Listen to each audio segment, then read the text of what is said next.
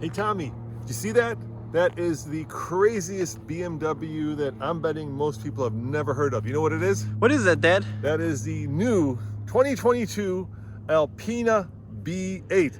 And I'm hearing you say, what is an Alpina B8? Well, in this quick review, we're going to show you because it's pretty darn cool. So you want to give them a walk around? Absolutely. Now, this is not just any 8 Series BMW. This starts life out as an 8 Series Grand Coupe, which means not only do you have 2 doors, but 4, along with that really nice coupe profile. This is one beautiful looking car. And then the fine folks at Alpina have really gone over the top to make this something special. So think of this as kind of a competitor, maybe more of a brother-in to the BMW M8 Grand Coupe.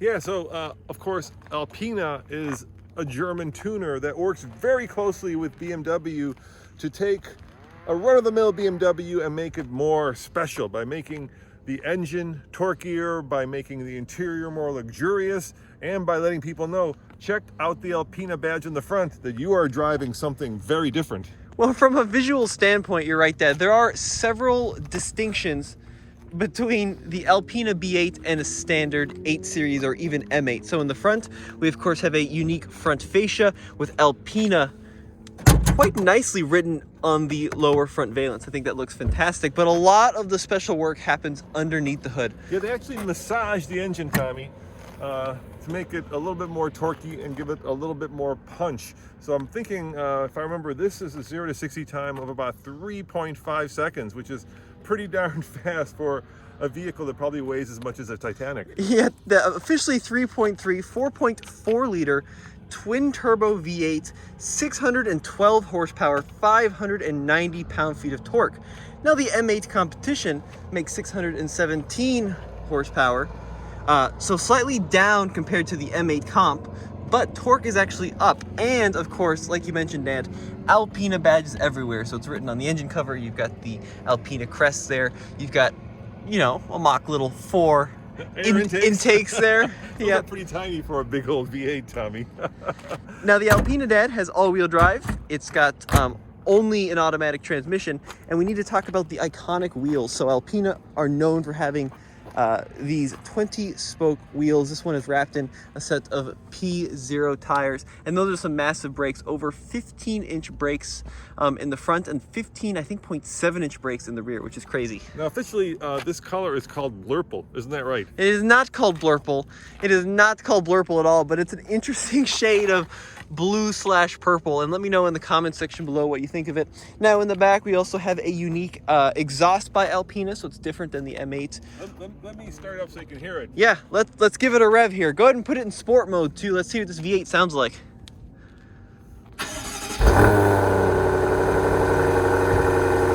All right.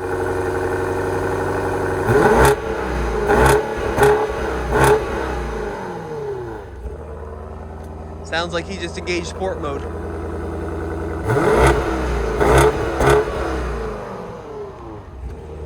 Did you have sport mode on? I did. That's sport mode, dude. Oh. Yeah. I'll do sport plus if you think that'll make it easy. Yeah. It doesn't sound very V80. All right. Interesting. So maybe not as much of a screamer as the M car. But it does have, you know, a nice kind of growl. Of course, twin turbos are going to change the impact of the exhaust note. Now, this one does have the Bmw Laser Lights, and you can see it's got the iconic light signature that have become so common to BMWs now. And because the 8 Series is somewhat of an older design compared to some of the newest cars, it doesn't have the ginormous kidneys. It has more of a normal set of kidney grills. All right, let's check out the interior, see what that's like. Come on in. It's very luxurious in here. Not only do you have Alpina badging right there on your selector for your infotainment, but you also have an Alpina badge, Alpina B8 there. And then if you look at all of like the floor mats, even they have Alpina badging on them. It's pretty crazy. And this is kind of where they went a little nuts with some of the interior fit and finish. So like these are maybe not quite Rolls-Royce level, but they're really plush carpets with, like you mentioned, the Alpina crest. It says Alpina in the door, so they really want to let you know that you're driving something that's not a standard Alpina on the steering wheel. I do love this very thick This has got to be one of the thickest steering wheels in the car biz. So let's find out what color it really is. So the steering wheel special to the Alpina, it's hand stitched, by the way. It's going to be up here in the top left. Alpina Blue Metallic. So it's not blurple. You're right. I was wrong. And there's two unique colors for the Alpina. There's a blue, and then there's also a green, which is cool. And then, of course, there is your final cost, $148,000, so just shy of $150,000. And actually, fuel economy isn't bad, 19, considering it's got over 600 horsepower. That's pretty amazing. Starts at 139, Tommy. So I do love this two-tone interior. I think it looks truly fantastic. It's a dark blue against the white in this spec. And you see a beautifully full-stitched leather dashboard against this ivory white leather. And then we also have a full Alcantara headliner in this car. It really does feel a little bit more premium than even a standard 8 Series. Although, what do you think? This is starting to look a little dated. Yeah, I completely agree. I mean, when this first came out, I don't know how long ago it was, but it was certainly more than a couple of years ago. It looked modern, fresh, and clean. Now it's just starting to look, especially when you compare it to some of the products that like Mercedes is doing with the giant screen that goes across the whole front of the car, or even Audi with their, triple screen layout, or Porsche with their 5-screen layout. This is starting to look a little bit dated. Of course, dual zone automatic climate control, which I had to turn on there because I'm quite hot. And now the fan's going to blast. Let me turn that down a little bit. So we do have these touch sensitive controls, 1 through 8 for presets, and not only for the radio, but you can, for example, program in like different navigation waypoints. It does have the full digital cluster as well. And one thing that's kind of nice is that Alpina actually got their hands on the cluster and all the infotainment graphics too, and they labeled it Alpina, so it's not just a BMW. And then you've got like this almost crystalline, I'm just missing a jewel, bejeweled gear selector lever. It's become a thing with BMWs and other brands. I'm not sure I love it. I actually know I don't love it. I'd appreciate this being a little bit more sporty and a little bit less froofy. Is that a good word, froofy? Froofy, I like it, because the Alpina's never been about the track-going performance. It's about like the ultimate luxurious Grand Tour, so I think it works in this context. Yeah, the other thing I do love about this, besides the giant steering wheel, is the fact that this is a very, well, it's the kind of car that says you've made it, right? Because let's face it, it's sitting in the back seat, while it's doable, it's kind of a penalty box. It competes with, a very similar coupe-like 4-door from Mercedes. Obviously, of course, the RS7 would be another competitor to this from Audi. It's just one of those vehicles that is a 4-seater, but really a 2-seater. Well, should we take it for a quick drive? Yeah, here, I'm going to put it in gear. I'm going to try to do a quick launch, see how quick it goes. Sure, let's go in sport mode. I am in sport mode. Now you're in sport individual. Sport individual, oh, I was in sport plus. Sorry about that. Now I'm in sport plus. You ready? Yep. Just do a quick blast? Mm-hmm. All right, here we go. What'd you say, 3 seconds? Yep, 3.3. All right, here we go.